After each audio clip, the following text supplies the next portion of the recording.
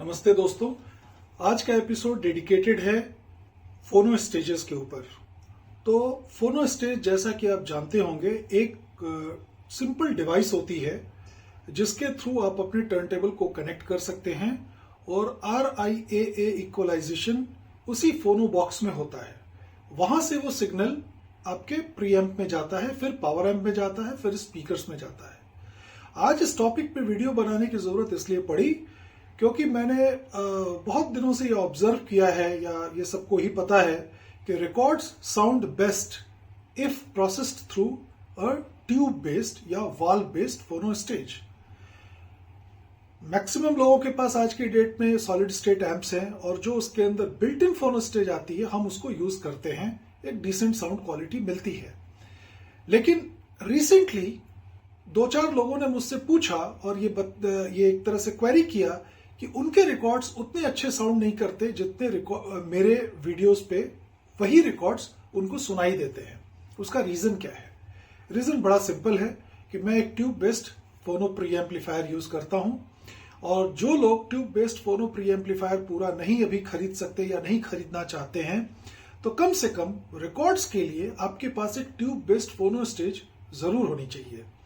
मेरे पास EAR का 834P बहुत सालों से पड़ा हुआ है, जिसे मैंने कभी इस्तेमाल ही नहीं किया, कभी कभार यूज किया, क्योंकि उसके बाद मैंने खुद ही एक ट्यूब बेस्ड प्री एम्पलीफायर खरीद लिया था, तो उसकी जरूरत मुझे रह नहीं गई थी। तो मैं अपने लक्समैन C1010 से, जो अपने जमाने का बहुत ही माना हुआ प्री एम्पलीफायर है, उसके थ्रू मैं एक रिकॉर्ड सुन रहा था। और एक दिन जाने क्या मेरे मन में आया कि मैंने उस सॉलिड स्टेट वाले प्रीएम को हटाया और लक्समैन का ही ट्यूब बेस्ड प्री एम्पलीफायर लगाया। साउंड में बहुत डिफरेंस हो गई। Detailing, depth, warmth, analogue charm बहुत ज्यादा खूबसूरत हो गए। तो अब मैं अपने किसी फ्रेंड को या क्लाइंट को ये नहीं कह सकता कि आप जाएं और महंगा सा 10-12 लाख का आप प्रीएम खरीद लें ट्यूब बेस्ड, तब जाके आपको मजा आएगा रिकॉर्ड्स का। उसका आसान तरीका और क्या हो सकता है? मैं ये सोच ही रहा था, तभी मुझे याद आया कि मेरे पास एक EAR का फोनो स्टेज भी तो है ट्यूब बेस्ड, और मैंने उसको ट्राई किया। तो मैंने किया क्या कि मैंने टर्न टेबल को EAR से कनेक्ट किया, जो ट्यूब बेस्ड फोनो स्टेज है। वहां पे रिकॉर्ड के जो सिग्नल्स थे उनको प्रोसेस किया गया, RIAA इक्वलाइजेशन किया गया, और वो सिग्नल फिर मैंने प्रीएम में ऑक्सिलरी इनपुट में दिया, and then I played. The difference was so noticeable and so stark that I thought to make a video on this and suggest all of you over there who are into serious turntablism कि अगर आप turntables का पूरा मजा लेना चाहते हैं, मैं CDs या tapes की बात नहीं कर रहा हूं, because they sound reasonably good on solid state, लेकिन अगर आप ट्यूब प्रीएम्प खरीद लें तो बहुत ही अच्छा होगा। नहीं खरीद सकते तो कम से कम जो रिकॉर्ड्स के शौकीन हैं वो अपने पास एक ट्यूब बेस्ड फोनो स्टेज तो जरूर खरीदें। और जब भी ट्यूब बेस्ड फोनो स्टेज की बात आती है, मुझे एक ही नाम ख्याल में आता है, और वो है EAR का, एसोट्रिक ऑडियो रिसर्च, जो टिम डी परविचिनी के डिजाइन पे। Tim de Paravicini was a great audio engineer, और उनके बनाए हुए प्रीएम्प्स सारी दुनिया में धूम मचाते हैं। उन्होंने बहुत बहुत अच्छा काम किया, और खास करके EAR योशिनो सीरीज में उनका सारी की सारी जो डिजाइन है वो टिम की ही है। तो आप इस प्रीएम्प अपना चाहे आप जो मर्जी रखें, लेकिन जब फोनो स्टेज की बारी आती है तो आपको सीरियसली एक ट्यूब बेस्ड फोनो स्टेज चुनना चाहिए। कैसा साउंड करता है ट्यूब बेस्ड फोनो स्टेज, वो मैं आपको अभी अपने इस वीडियो में आगे दिखाऊंगा, और एक बार मैं आपको C1010 के फीचर्स भी दिखाऊंगा कि वो अपने जमाने का कितना एडवांस्ड आप कहें प्रीएम्प था। तो लेट्स टेक अ लुक। ये है मित्रों C1010। तो आप देखेंगे कि रिकॉर्ड्स उस जमाने में चलते थे लेट 70s में, तो उन्होंने इसमें 2 फोनो के इनपुट्स दिए हैं, फोनो 1, फोनो 2, और ये मूविंग मैग्नेट बेस्ड आपका प्री एम्पलीफायर है। तो इसके लिए उन्होंने इसमें एक लीनियर इक्वलाइजर का कर्व भी दिया था।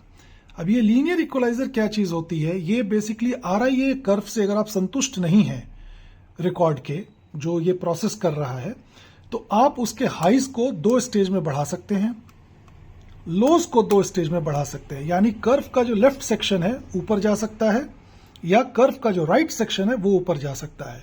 अगर आप RIA रखना चाहते हैं तो आप ये कर लें। This was a great feature in those days.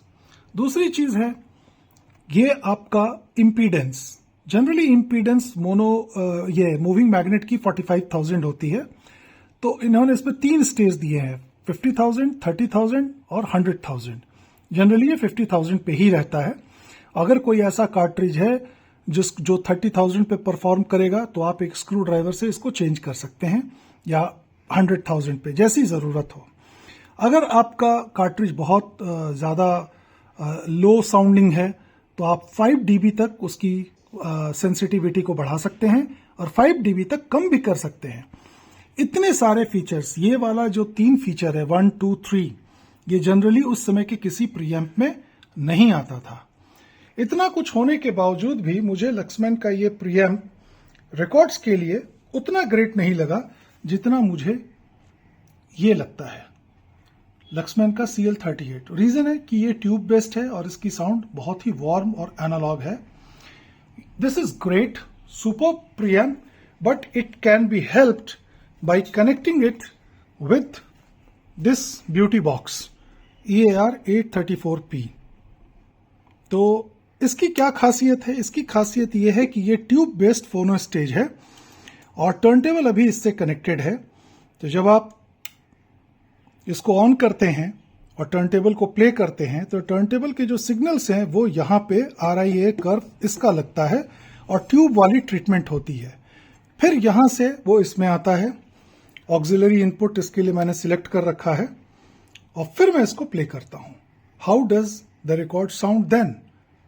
It sounds phenomenal. मैं आपको सन ऑफ इंडिया का एक गाना सुनाना चाहता हूं इस सेटिंग पे, जो मुझे उम्मीद है आपको बहुत पसंद आएगा।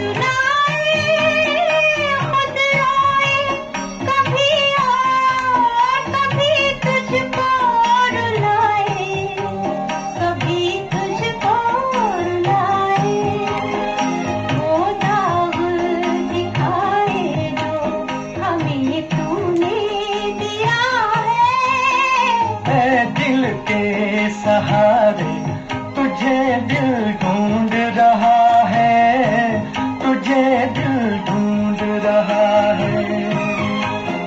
सीने में तेरी याद का तूफान उठा है, ऐ दिल के सहारे।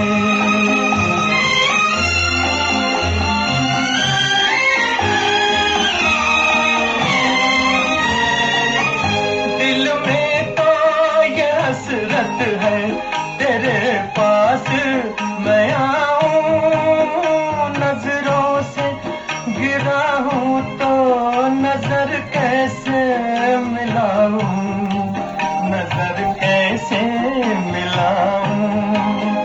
बदनाम हो नाकाम हो क्या मुझ में रहा है, ऐ दिल के सहारे तुझे दिल ढूंढ रहा है, तुझे दिल ढूंढ रहा है।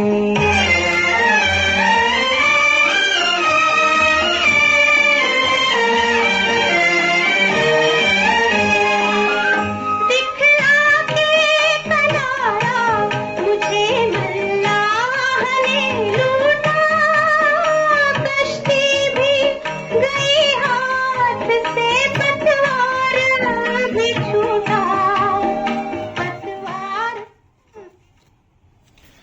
वेल, उम्मीद है आपको ये टिप अच्छी लगी होगी कि if you have to listen to records, by a tube based phono stage for the best possible sound. अगले वीडियो में फिर मिलता हूं, तब तक के लिए नमस्कार।